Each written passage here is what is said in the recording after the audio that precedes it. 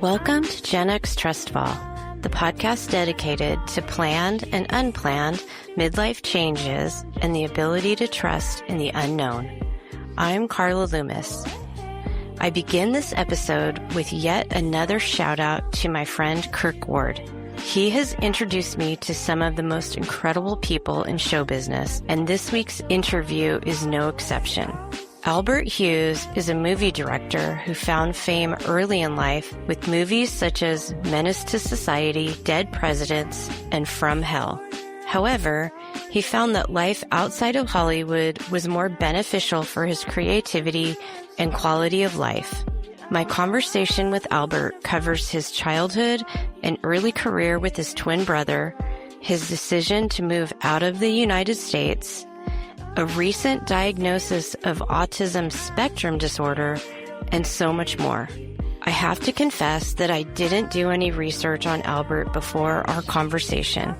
I knew he was a director, he had made Menace to Society, and he was calling in from the city of Prague in the Czech Republic, his adopted home. After the interview, when I Googled Albert Hughes and read of his accomplishments, I realized that I was probably way over my head. Too late to sound informed about his career. Nevertheless, I loved talking to him about real issues of life rather than show business. I will give a warning before this episode. If my laugh drives you crazy, I apologize. I laugh a lot in this episode and couldn't edit much of it out. Thanks so much for listening. I hope you enjoy.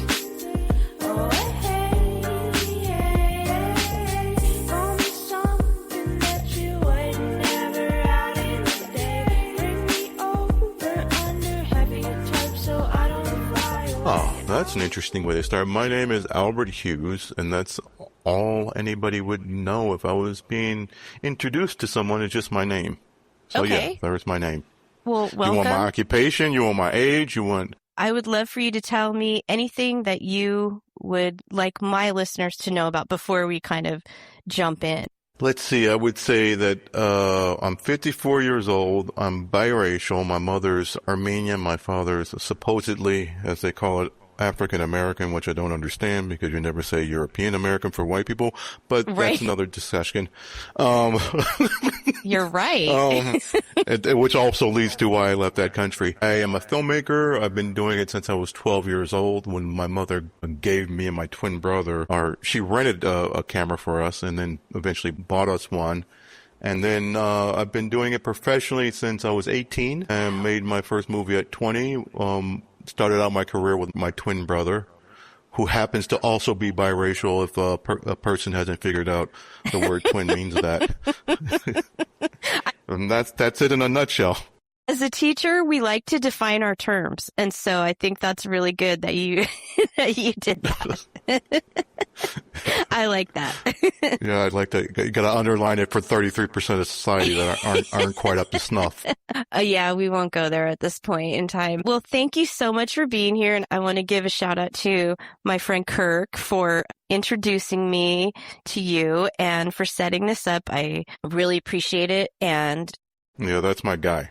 I love him. Yeah, I know. He knows so many people. It's like, oh my gosh. Yeah. And he has that weird habit. It's so hilarious to me where he says the person's full name.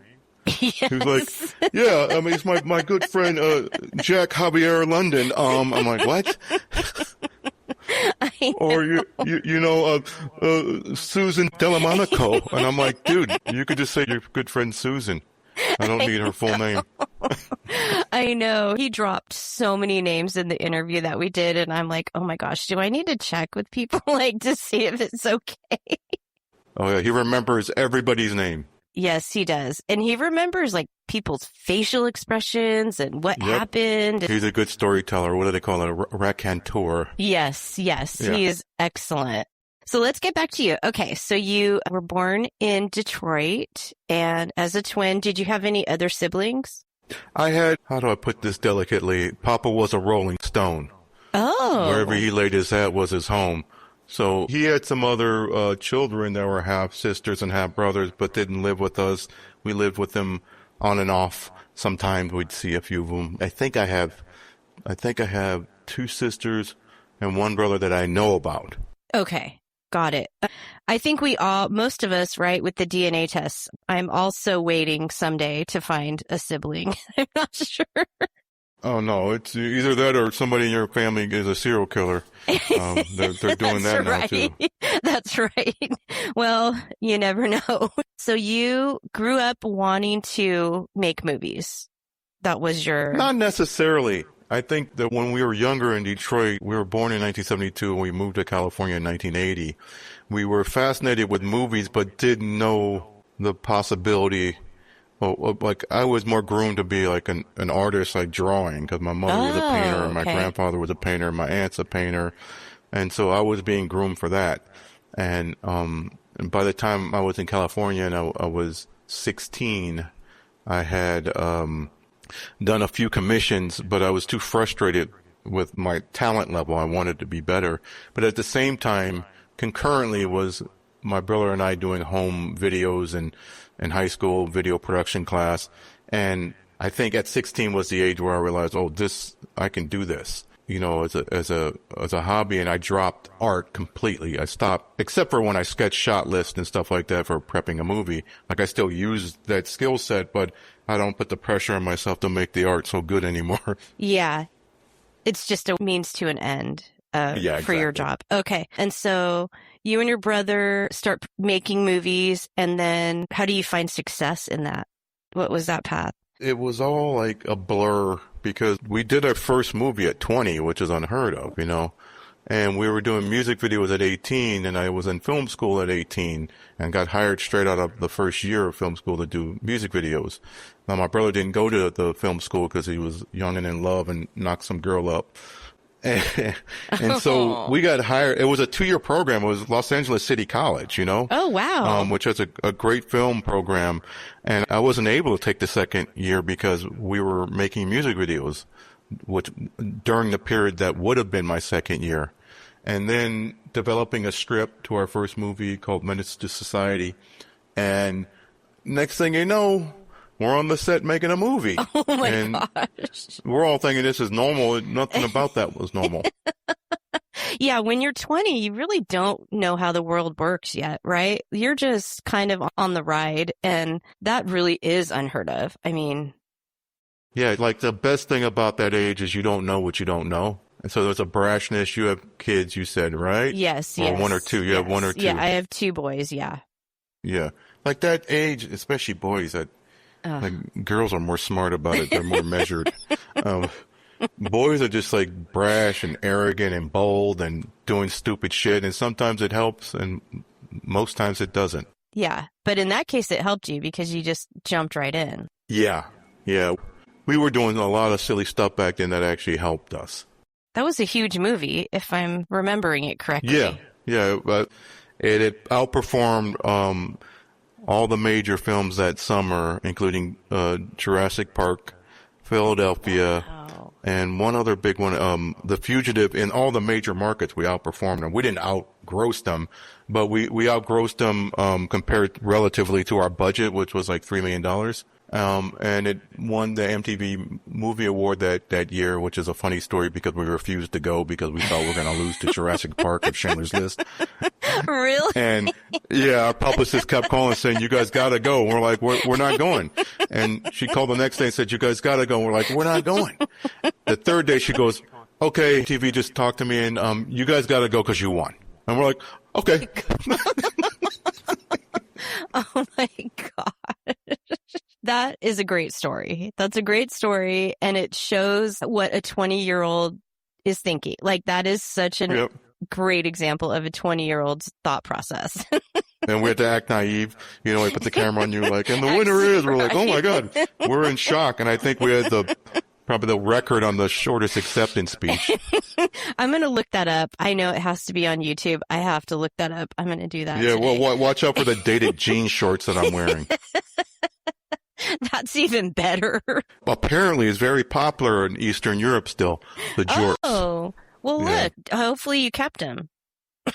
No, what was the word you would know because we're the same generation? Didn't they used to call those cutoff shorts like culottes or something like that? Oh, yeah. Culottes were like, because I had a few pairs and I wore them with long For women. socks. Yes, for women. And yes, culottes, gauchos, they called them gauchos. And then, But they weren't denim. It was just the cut, no. the style of Yeah, cut. that was the cut. I don't know. Hollister wasn't big on style. Let me just tell you that. Like we didn't have Yeah, a the lot irony is now there's a store with clothing called Hollister. I know. And when that first came out, I would see somebody like in, San Francisco. Are you from Hollister? And they would look at me like, what? Who are you? Like, what are you talking about? Because Hollister's so small, you know everybody from there. Okay, so I cannot wait to see you in your shorts. Oh God, yeah. Those, because they were baggy. Those are the baggy style. Now with the Europeans, it's the ones where they cuff up the bottom and they're tighter, and they're just disgusting. Funny. Euro-trash, as we call them. I love it. Okay. So you guys win these awards and then you just kind of think, oh, this is what happens, when you go to film school and you start making movies, and this is normal. Yeah. Right. Yeah. This is a great life.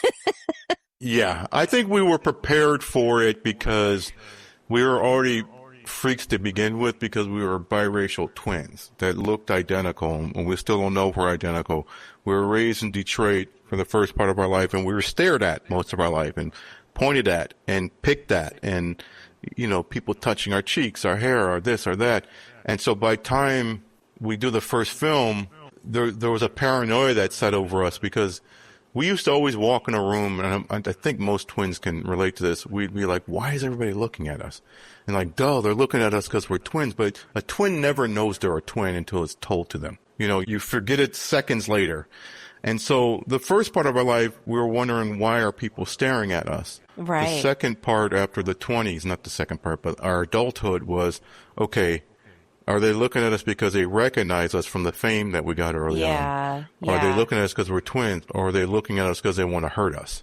Right. And so that this kind of trifecta put us in kind of a little bit of a paranoid state.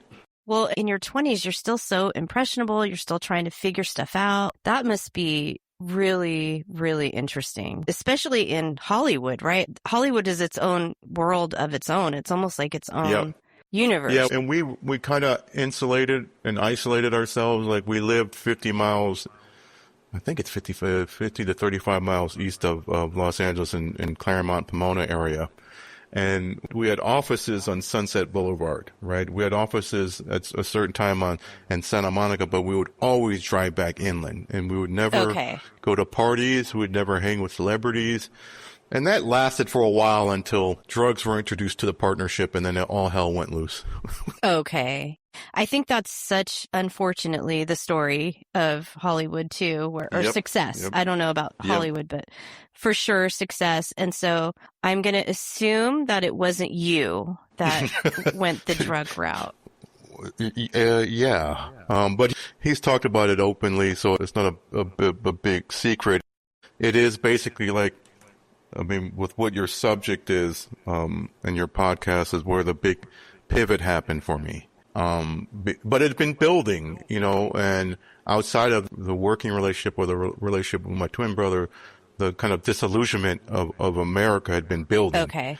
And then on top of it, you have this other thing going concurrently, starting in 2002 that was devastating to me, Yeah. And I'm not a twin, I can't imagine, but you're talking about kind of this like youth and young adulthood as kind of a unit, right? Mm-hmm. In most ways. And then here comes something that is just going to cleave that union completely apart. And what a shock it must be. I would say similar maybe to a divorce, where you think this is your person forever, and then something happens. Am I kind of on the right track? You're totally right. It's I think it's even deeper in a lot of ways, because here's the joke coming. 3, 2, 1. He was my womb mate. Okay. Yeah. So. I like it. And twins have a bond that normal siblings don't have, and then you got a couple like the personal life with the work life, which complicates things, but there's that. And there's the things that he was doing for me that I couldn't do for myself because I wasn't diagnosed, and we'll get into that. Until a year and a half ago, I just recently got diagnosed with ASD, which to your listeners is autism spectrum disorder. Doesn't mean you're full-blown Rain Man, but it can be anywhere on the system or the chart. And what he was doing for me was, like, I was very lucky because I had a progressive mother that was thinking ahead for us. Mm-hmm. And she was laying the groundwork for us and protecting us and helping us, deal with life in America.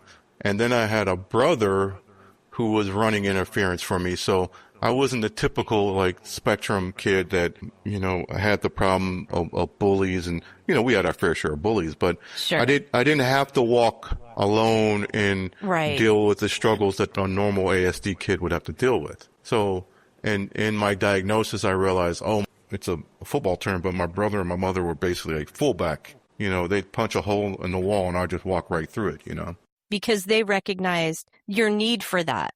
The twin thing is like, it's more, he went off instinct, My mom didn't pick up on, she's a strange lady in a lot of ways, but like when I texted her, I was going into my first diagnosis. I got a second opinion, by the way, which was a 6-month long process. Like I wasn't going to buy it. So I texted her when I was going into the first process, and then texted her when I got the results. And her first reaction to it was, I need time to process this. Right. That was her text. It wasn't, how are you processing this, son?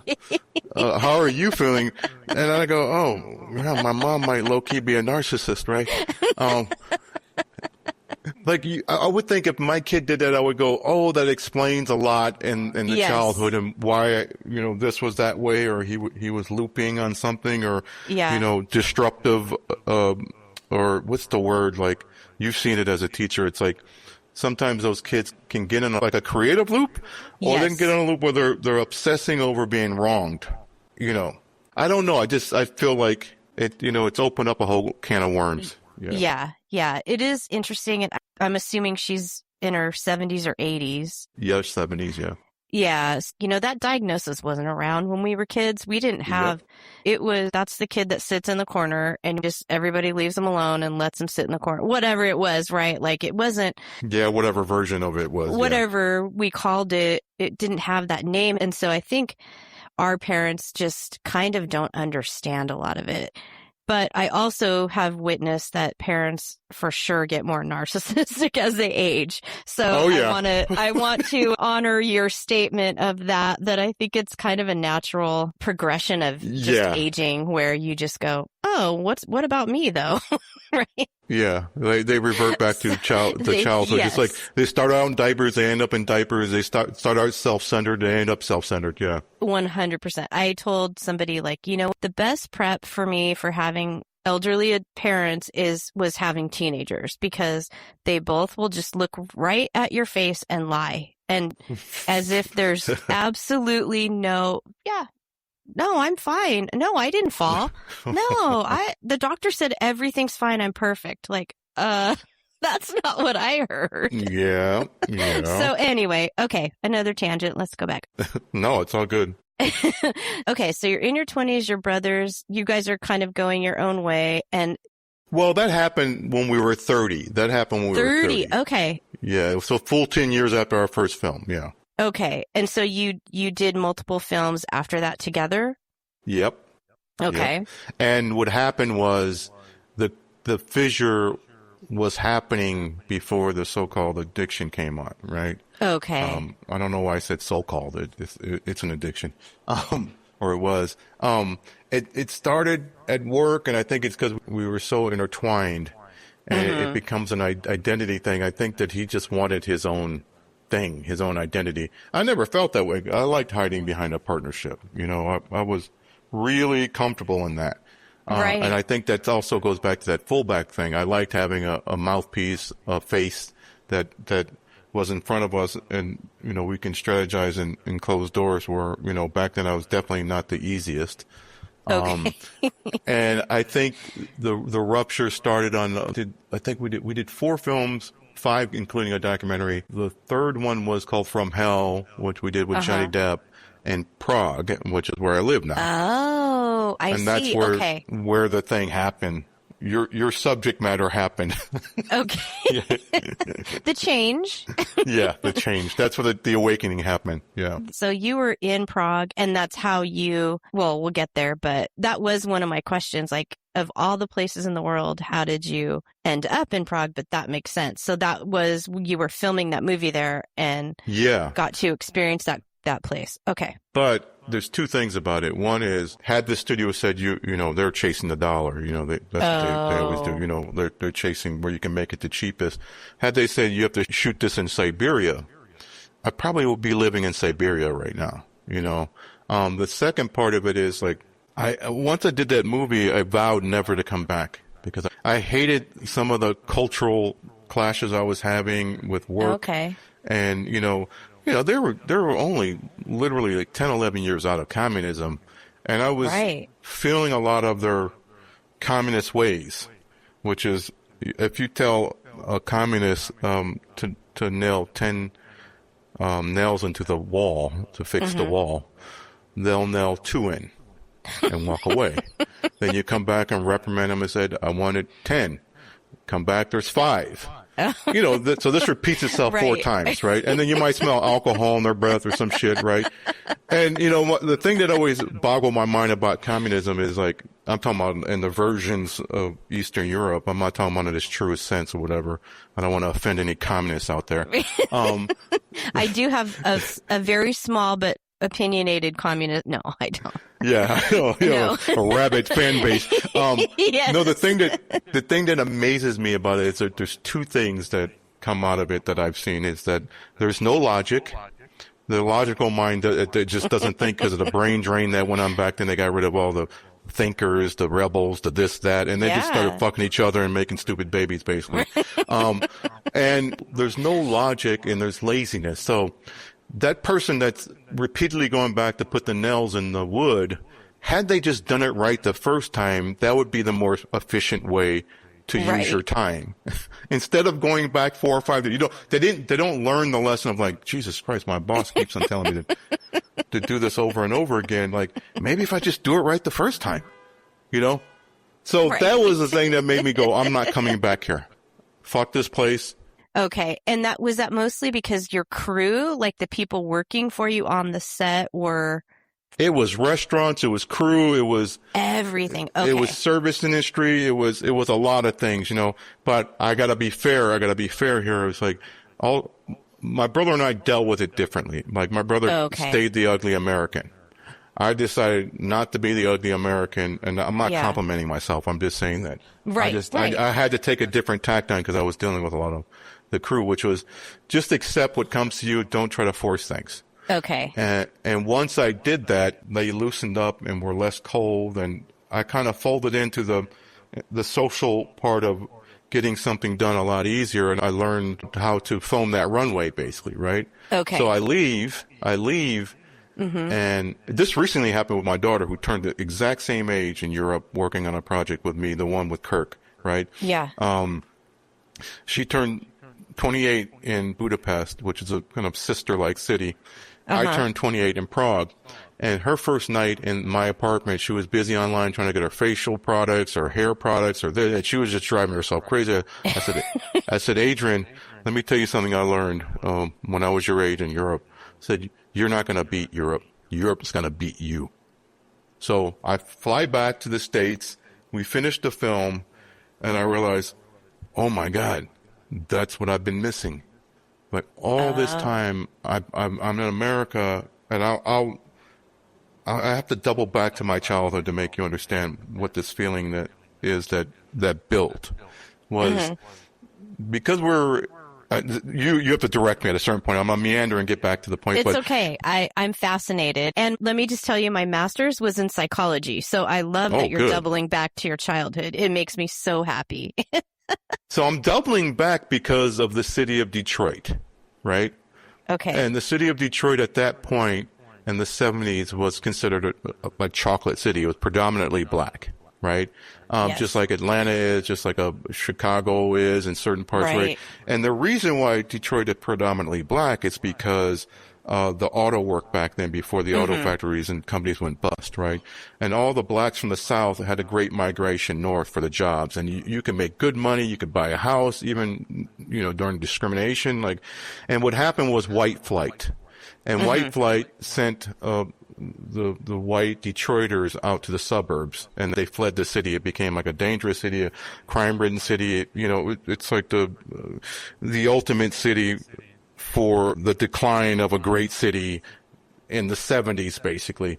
The reason why I'm giving you that context is because something happened on the way to school one day, which was, you remember Picture Day. Yes, I do. Get your best shirt on, you get your hair right, you put a necklace on if you want, and you stand in line and you're getting ready for your class picture. I think it was first or second grade. And I'm standing online, and what they do is they hand out combs to the kids. Yep, I remember that vividly. Plastic combs, right? So they're handing out combs to us, and I get the comb, and I have an afro, and I'm looking at this comb, and I'm like, this comb is not meant for my hair. And that's the first click that went off on me. I go, oh, this society is not built for me. Yeah. And I go, I'm in a predominantly black city, and they're still handing out white combs to black kids. No one at the mayor's office or the school board or whoever thought, you know what, maybe we should just start handing out pics or whatever. Right, I don't know. Right. They just didn't think, but that was the first awakening. I'm like, okay, wow. Some ain't right. Some ain't right here. Oh my gosh. That really is a revelation. Yeah. That's when you're at the age of 7 or 8 and you start to realize there's things that are bigger than your family. Yes. You start to realize about sexism, racism, all that other stuff, right? If you're a conscious human being with somewhat of a empathetic stroke, which 33% of society is not. I like the number. I'm sure it's an official count that I'm sure it's. Oh, I'll give it to you. You want to hear my breakdown? Not yet. Okay. Let's save that. Wow. Okay. I love stories like that because it drives something home where, you can tell somebody the society isn't meant for me, but when you tell a story like that, it's such a small little thing, a comb, and everyone can understand that. And then, like you said, here's a whole classroom full of kids that cannot use this comb. Yeah. And you're still going to hand it out no matter what. And the peeling the layers back of having to think later in life. I wasn't thinking this deeply when I was that young, but right. How the hell did the school board not adjust to the racial makeup of this city? And if I look at the picture that I took that day, there's this shy little smirk I have on my face. That, it's uncomfortable a little bit. And so if I'm fast forwarding back to the Prague experience, a lot of things led up to that. But when I settled back into the States, I thought to myself, well, there's things about Europe and the bordering countries that I've been to, whether it was Holland, whether it was Germany, whether it was Austria, whether it was Hungary, that there's a simplicity to life, and there's things to appreciate. You can't get everything you want when you want it. Yes. There's no supersize me bullshit going on. So now every time I go back to the States, the thing that blows me away the most is I'm in awe of Whole Foods or Ralph's or something like that. I'm like, oh my God, there's 10,000 different types of cheese. Exactly. Jesus Christ. If I want to make bolognese, I can buy all my ingredients in this one store. I don't have to go to 5 different stores. Yes. So out here, you have to think about what you want to do, where are the specialty stores that has the tomatoes. Right. So it kind of peeled things back. And there was a second thing that happened in Prague before I left, which was, why do I feel creatively better here? And it was, it's because I don't speak the language. And all the people talking, all that's not sensory overloading my head. Yeah, it's not extra noise for you. It's not extra noise, exactly. So I go, well, shit, I'm not going to learn this language. I still to this day haven't learned it. You haven't? No. I mean, I know my little words to get around, and if I pay close attention, I know what they're talking about, but I refuse to have them in my head because Czechs are talkers too. They're big talkers. And sometimes I'm in the street and you'll hear a tourist, because it's a huge tourist. It's like Disneyland out here, right? You'll hear like a white girl from the States going, "Oh my God, Becky, let's go to the bridge." And I go, "Oh my God, no, I can't hear this right now." Trying to get away from you people. I never thought of that. And I really actually love that, because you learn to be your own linebacker. Wait, was it a linebacker? Yes. I'm not a good sports. Okay. Fullback. Linebacker. Fullback, actually, okay. No, actually, your analogy is actually more spot on. A linebacker. Yeah, you got it. Okay. Okay. Because you're not a little boy anymore, but you don't have your twin, you don't have your mom, and you're learning like. It's interesting you made that jump. That's interesting, because that's exactly what happened. That's exactly what happened. Yeah. I love that. And I think that you can't do that when you're young. You just can't. You can't advocate. Well, some people can, but I couldn't. I could not advocate for myself. I couldn't decide, I'm going to do this. And guess what else? I'm not going to learn the language of the country that I'm living in, because it helps me. Like I wouldn't have been able to do that as a younger person, but as an older person, you know who you are now, Mm-hmm. you know, and you're like, this is what's going to help me. And this is what I'm. Well, it was also at that age, I'm dealing with the story I told you, kind of retelling itself several times throughout my life in a way, right? I'm dealing with the brother and the partnership thing. Yeah. And then the jump you made there was important, was I started doing stuff for myself. You know, and I do things now that in my 20s would freak me out, like jumping on the train to go to Dresden by myself, check into a hotel by myself, you know, making all these arrangements by myself. I would never do that in my 20s. Shopping for myself. I don't have an assistant. I don't have a driver. I don't have a car. I don't have any of the trappings of my so-called job. Yeah. It's fairly simple, and it basically, like, while I was mourning for 15 years that partnership, or the first 5 years, the second 5 years, the third, it got easier and easier. But I also know in a way it was meant to happen, even though it happened in a devastating way. It wasn't right. I wouldn't wish that on anybody, like to see someone, you know, addicted. Well, there's nobody that addiction doesn't touch. I remember my kids were young.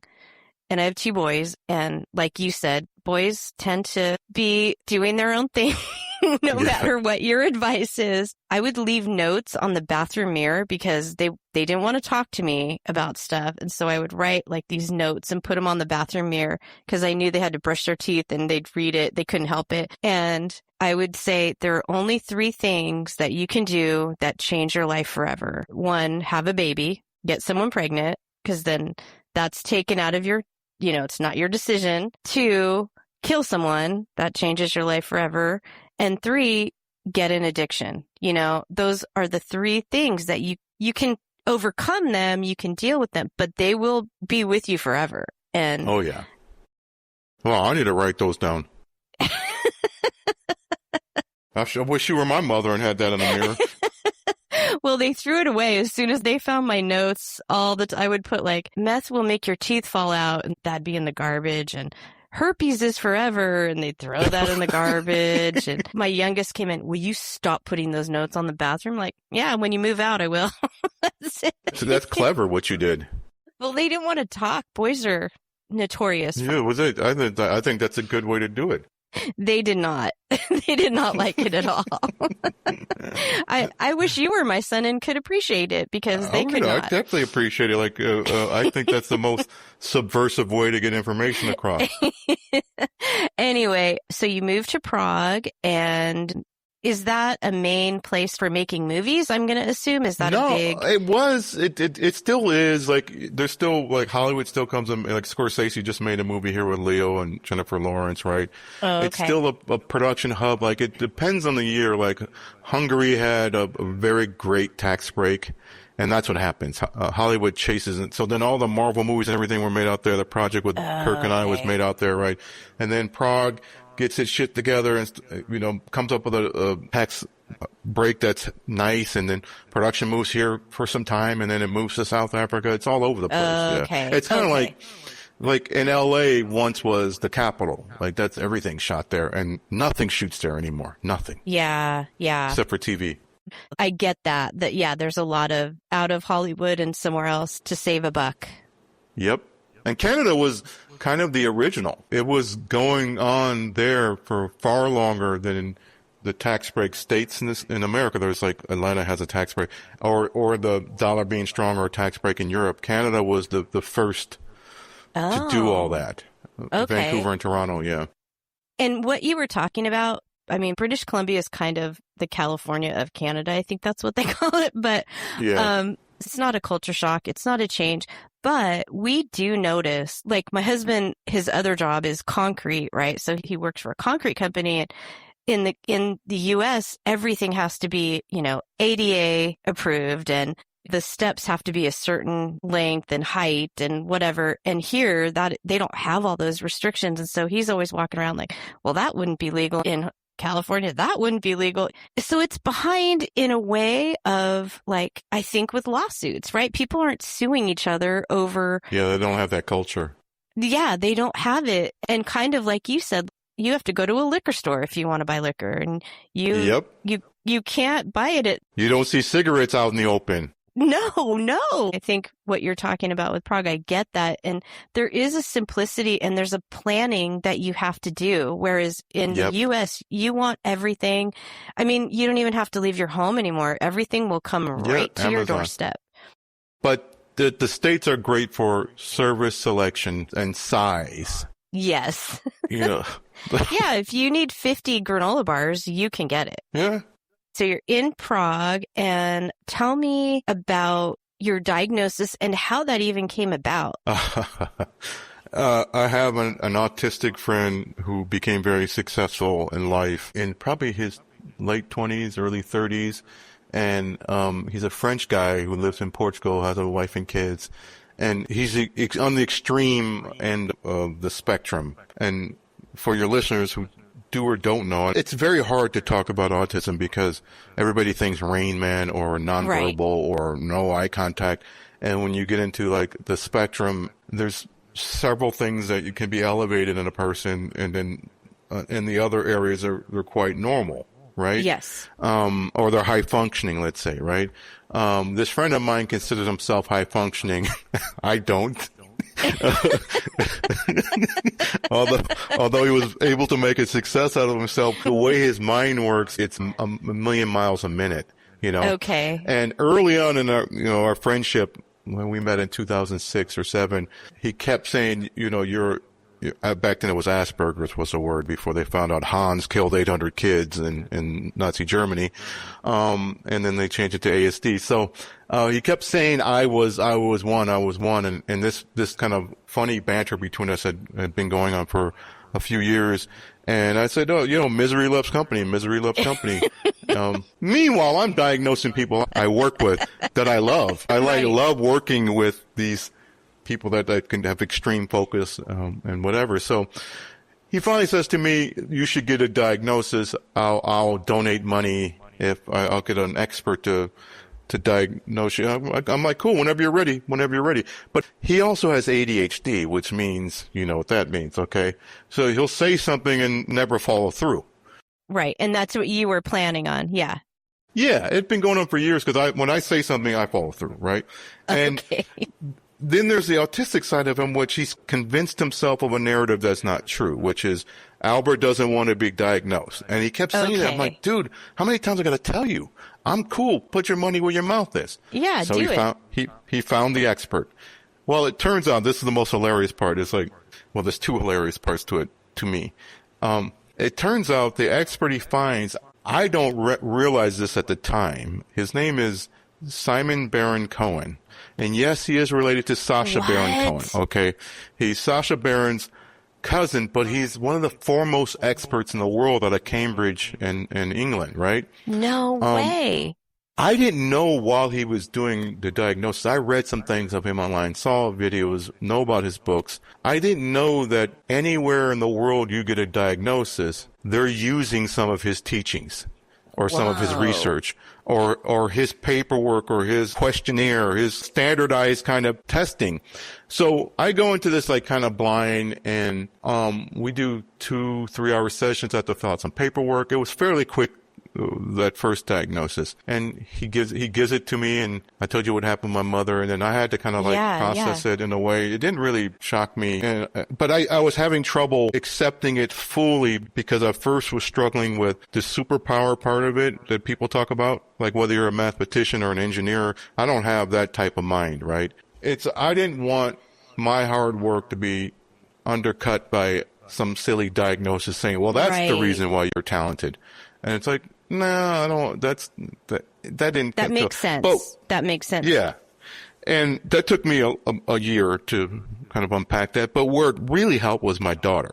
Like, I have a good relationship with my daughter, but there's a lot of things to her that were strange about her father. Okay. And she kind of just locked in on it. And it explained a lot of her childhood. It explained a lot of my behavior.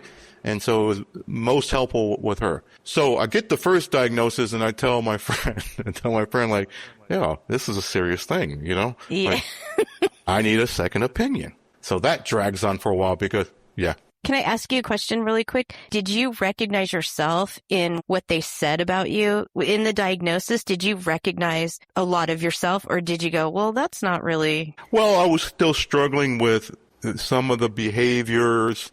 I was like, well, why can't I just be shy?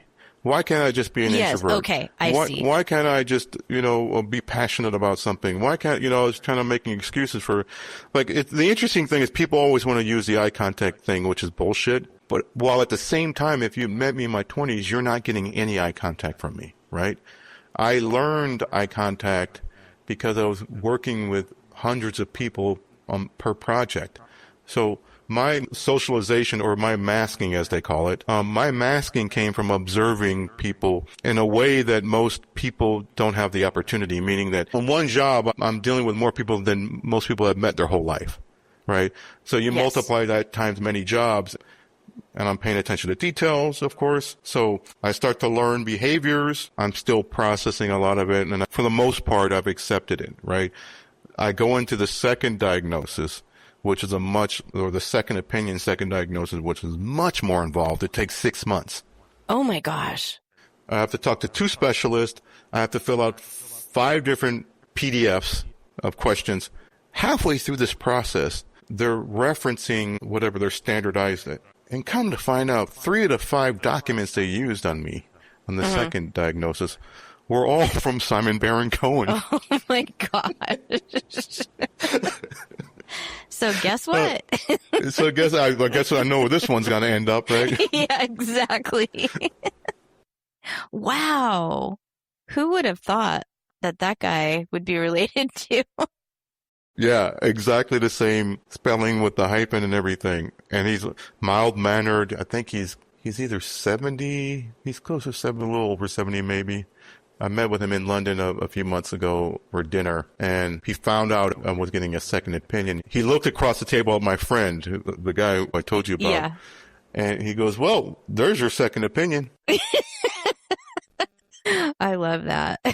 Okay. And so you're processing this. And so this was recently, like within the last couple of years. The first diagnosis was probably a little over a year and a half ago. Okay. The second one, I just got the results 2 weeks ago. Oh my gosh. Wow. 96 pages I had to read. Oh my God. Yeah. I had issues with that report. Yeah. Too long. Yeah, too long. Well, first of all, it was 2 different documents. One was 56 pages. The other was like 20 or 30 pages, but it was like cliff notes from the first document. I'm like, okay, my God. Why do I need cliff notes? I had some issues with some grammar, with some spelling. Yeah. I had some issues with recalling the details that I told them that were incorrect.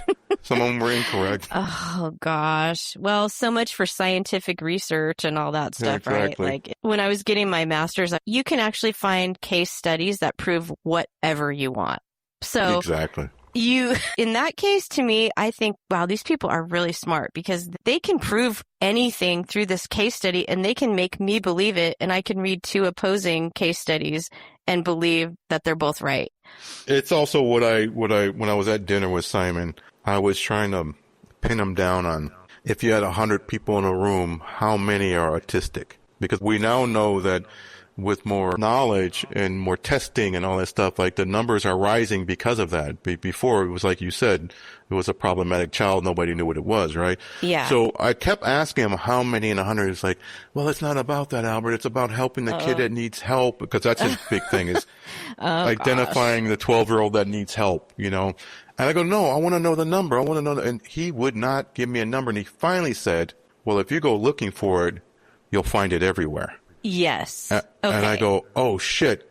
So recently I was talking to a friend and I realized what he meant. I took it literal. Okay, there's autism there. I took it literal, which meant, oh, if you want to find autism in 100 people, you'll find it in 100 people. Yeah. What I think he meant was more nuanced. Is if you go test all those people, you're gonna find the percentages higher than what people think. And it all depends on what you're going to classify as an autistic trait, or I don't know if trait is the right word, but right? Yeah. You know, and I think sometimes part of it could be cultural. Part of it could be environmental, because... Yeah, nature versus nurture. That was my whole argument. Yes. I mean, I had an autistic student in one of my classes. He was great. He didn't have trouble with eye contact. In fact, he would stare you down. Oh, yeah. Oh, yeah. And so he would... A creepy stare. Yeah, but that kid, I told him, you got to finish 3 chapters of algebra, and he wouldn't do any English. He wouldn't do any history. He was going to do algebra until he was done. Like, you set that kid on a track, and he went. And it was like, I wish every kid was like that, because I couldn't get other kids to, you know, do anything. Some of those markers would have probably fit him and others wouldn't. And his parents, who spoke very little English, did not want to accept that at all. They didn't, because I mentioned it, and they were like, no, he's fine. No. I mean, I asked him point blank, has he been diagnosed with autism or on the spectrum? Nope, he hasn't. And so it was like, okay. And that kid's going to find his way, because people are forcing him into this world to survive. I kind of like that you couldn't pin him down, because he didn't know. He just couldn't say he didn't know. Yeah, it's like, it's Simon, you don't know shit. Yeah. Well, he, as like I said, I think his answer was like almost a riddle. Right. You know, Exactly. like this thing about traits, like, yeah, my mother could have narcissistic traits but not be a narcissist, right? But where it's helpful with a student like yours, for the parents, and it must be troubling for any parent at first. Yeah. Is, you know, hey, it can explain a lot, and also you can put it in context. Like, my daughter does this with me. My daughter did 2 things that she did 2 things that were hilarious. Like, it started with like almost like, you know, how you have their so-called safe word during sex. I hate to put that in the same paragraph as my daughter. Okay. Okay. But my friend, I wouldn't call it Asperger's with my autistic friend. I would call it, asparagus. I would say asparagus. Okay. Then he changed it to broccoli. So every time we'd get into like little texting conversation, he felt like I was going down the line too much. He would just put a broccoli emoji, right? So my daughter took that word, and now she's weaponized it in a really cool way, and weaponizes, it sounds like it's not cool, but like when she sees me spinning out, she'll just go, Dad, broccoli. And then it kind of just diffuses me, right? It's really like a cool thing that she uses this tool with me. Yeah. And I go, oh shit, I am looping on this. But she did this hilarious thing in New York. I go out to New York. She lives in Brooklyn now. She's living her best life at 32. She has a bunch of like her gay friends that she loves, and we're out drinking with a bunch of her gay guy friends, and we're just going from place to place. And we end up at this Detroit style pizzeria of all places. Oh, nice. Yeah. And we're having these pepperoncinis and, you know, having a good old time. And it was like me, her, and three of her friends. We walk outside. I light up a cigarette. This drunk guy comes up to me and asks me for a cigarette. I give him a cigarette. Yeah. Then he asked me for a lighter. Already I'm starting to like, you know, I'm getting irked now, right? I light, and then he wants a hug now. Now he wants a hug. And my daughter stepped in and goes, sir, he's autistic. And that dude jumped back like I had the plague. And we all started laughing. We were going down the street. I go, Adrian, what the fuck? You can't just say I'm autistic. She goes, Dad, did it work? I said, yeah. She goes, I know you don't like being touched, and he was getting a little handsy. I love it. She's a fierce girl. I love that. Sir, he's autistic.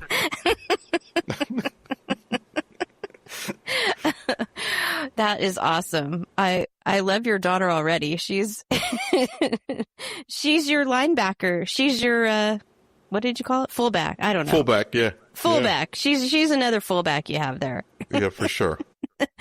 Yeah, I think it's interesting. My younger son claims to be autistic. He is not, and so we call it artistic. You're artistic. So, but he's not. He's. I mean, here I am, a parent going, no, that's not my son. No. I would say he has a few little traits that could be, but that's our code word. Artistic. You're being artistic. Well, you can get tested.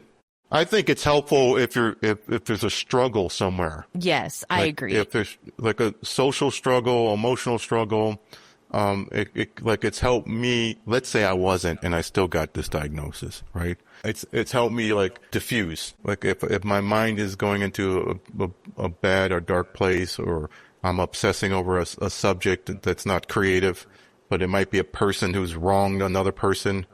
Yes. Because there's also a strong sense of justice within the autistic community, like right and wrong. There's rules.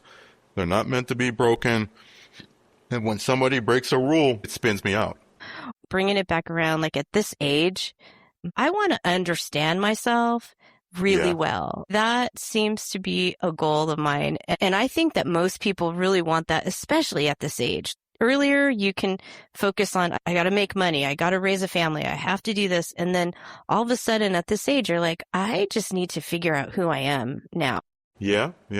Having a diagnosis like that, like you said, you can look back and you can go, oh, that's why I did this. And, it's almost like therapy, whether you go into therapy or not, but it's also like such a revelation of like, oh, that's why I responded this way. Oh, that's why this makes me comfortable. I had someone, in fact, it was a high school friend who she is raising her autistic son. He's nonverbal. Has to care for him for the rest of her life. And she said, she really had to search when he was a baby for a diagnosis because they kept telling her like, no, he's just a boy. No, he's just delayed. No, he's. Yeah. Or back then they would say retarded or slow or this or that. It was a bunch of different labels. Yeah. Yes. And so she's like, it doesn't change the reality of your situation to get a diagnosis, but it makes it more manageable. I saw this on CNN. There was this guy who's a news anchor or whatever, and he wrote a book about his father. And basically his father recognized this early in life that he was struggling in all these areas. So his father read everything on autism and basically would poke the bear with his son, make him develop in certain areas and learn how to master this area. And you see this guy talking in an interview, I would never guess he was even on the spectrum. But his father had so much love for him that back then they didn't have the diagnosis in place. So the father basically did a bunch of reading and just trained his son how to behave properly in society. The masking can be, what I've read recently is that for certain autistic types, it can lead to mental illness because they have to behave in a way that's not natural to them. Certain others, I think, can handle like me. I have to develop a certain skill set to social skill set to do what I have to do. But also, even if you're in the low end of the spectrum, let's just put it that way, it is exhausting. Yeah, I bet. And I could see that with that student that I was talking about. And I really felt for him because at school, I worked with kids mostly that hadn't gotten their diploma. And so they were coming back to school. So they were 16 to 24. That was our age that we had in our school. And so most of them were mature enough, perceptive enough to recognize this student's different. And this is how we're going to behave in class with him. And, they kind of let him be who he was. But I'm wondering, like, how was that at home? If his parents weren't accepting of it, if they were, or maybe not even understanding it in the first place, which I think it probably was.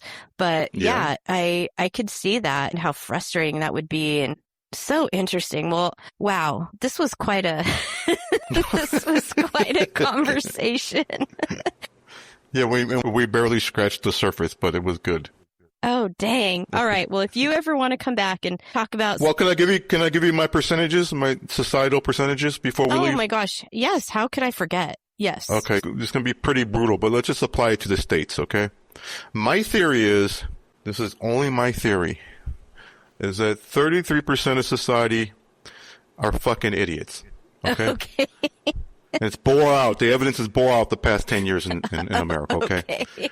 The middle 33 are not idiots, but they're below or at average intelligence. Okay. The upper 33, which is not really the upper 33, are at average intelligence or slightly above, or a small percentage of that 33 are highly intelligent, right? So what you have is you have a middle that can swing one way or the other. They can be persuaded by the idiots, or they can be persuaded by the above average to average people, right? So yes. I learned this through pattern recognition in life, as applied through autism that I didn't know about at the time. That every other person I meet's a fucking idiot.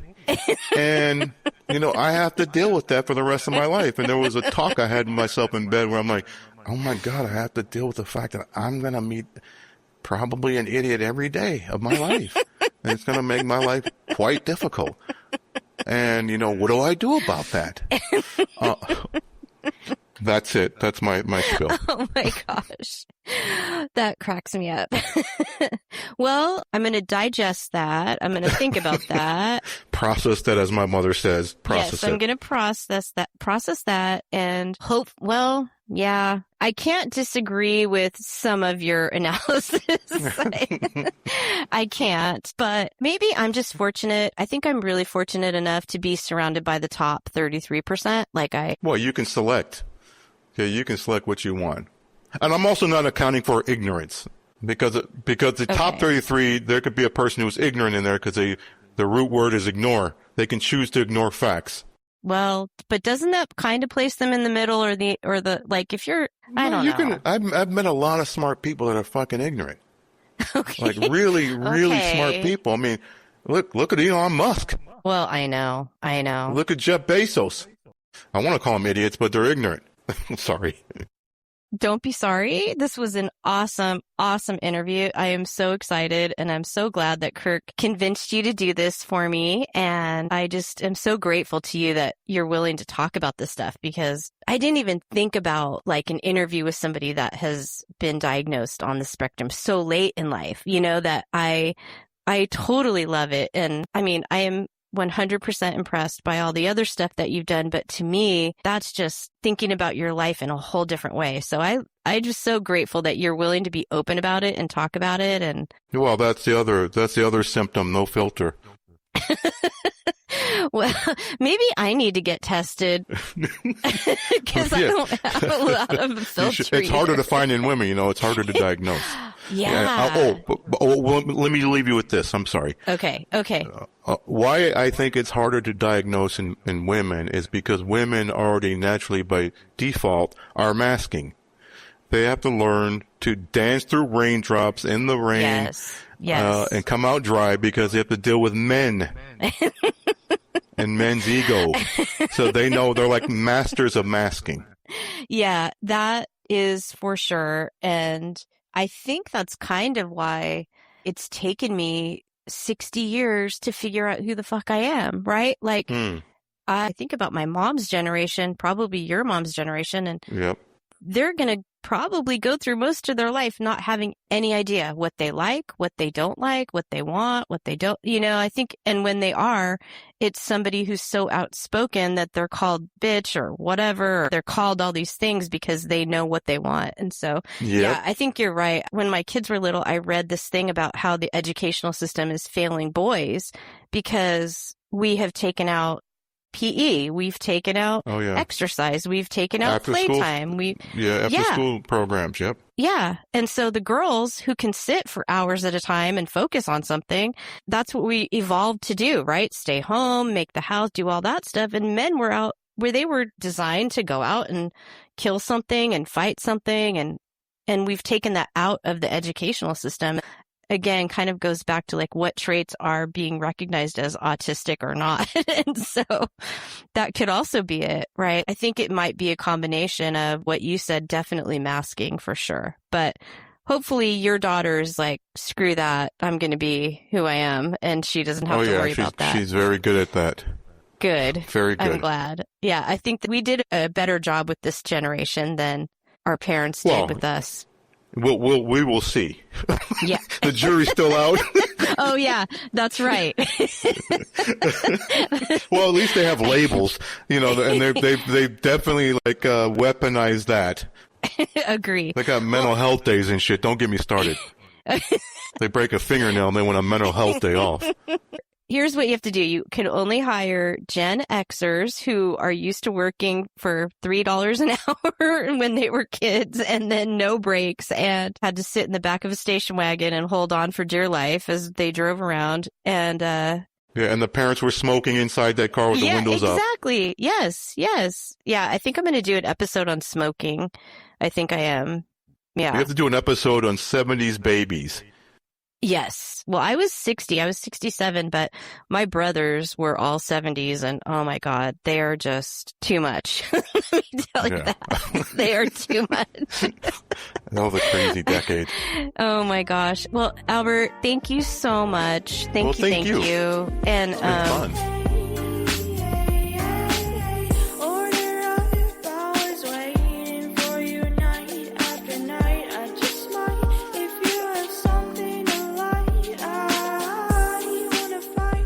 Thank you for listening to Gen X TrustFall. My continuing appreciation to Kirk Ward for the amazing introductions to his friends and trusting me with telling their stories. A huge thank you to Albert Hughes for the honest conversation that kept me both fascinated and laughing throughout the whole thing. I highly recommend watching Albert's movies and some early interviews with Albert and his brother Alan to see the ASD qualities that Albert described so eloquently in our conversation. For me, a lifelong student of psychology, it is fascinating. If you liked this episode or have a suggestion for a potential guest, check out our website at genxtrustfall.com for additional notes on each episode. Gen X TrustFall is produced by me and the recording master, Ryan Loomis, at Double Banger Studio. Music by Ryan and Sam. Website and advisory by Amy Clifford.